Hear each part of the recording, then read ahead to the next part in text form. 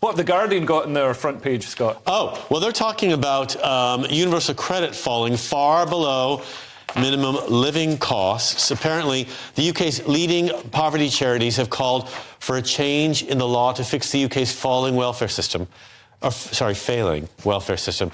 low-income houses who are earning way below the real cost of food, energy, and even basic other basic needs and stuff. So it's just saying that people are not being paid basic rates to be able to support themselves by universal care. So. Right, yeah. I mean, Francis, is this something that worries you? If comedy and podcasting doesn't work out? Yes, mate. Yes, mate. It really does worry me. And I've started. You know what? The closer I get to being cancelled, the more left-wing I become. That's just how it works. I'm like, actually, what is going on with the benefit system?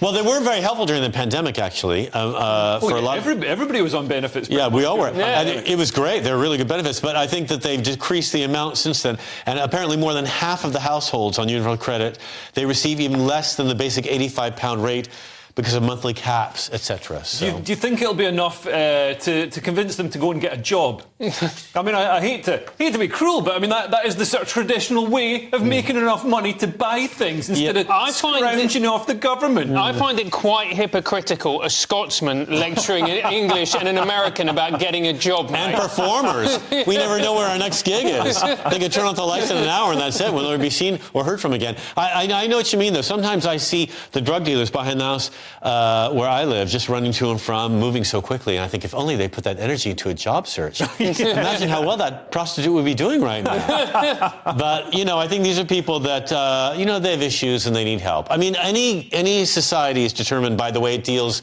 effectively with those on the lower rung of that society. But the trouble with creating a benefit system and an overly generous benefit system is that it reduces the incentive to actually go and get jobs. And with with an open labour market, because of our open borders, it means that there's really no statistics that back up that. It's kind of a lie, Leo. I think what you're actually saying is what jobs need to do is pay more. I think the basic wage needs to be increased. I think then the basic wage won't rise until we cut off some of the open labour market, and or until CEOs pull their hands out of their pockets and stop dragging money into their own families. I don't want them to do that. Why would they do that when they can get away with paying people less? Because there's an unlimited supply of people willing to do the job at any price. There is, and that needs to stop as well. We do need to close the borders, Scott. No, we'll never close the borders. That's a terrible economic decision.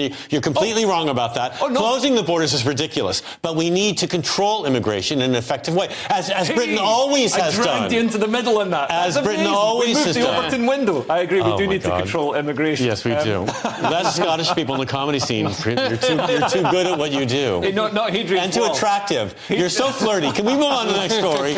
I'm blushing. Not Hadrian's Wall. That's one border that's got to remain open for my livelihood. Anyway.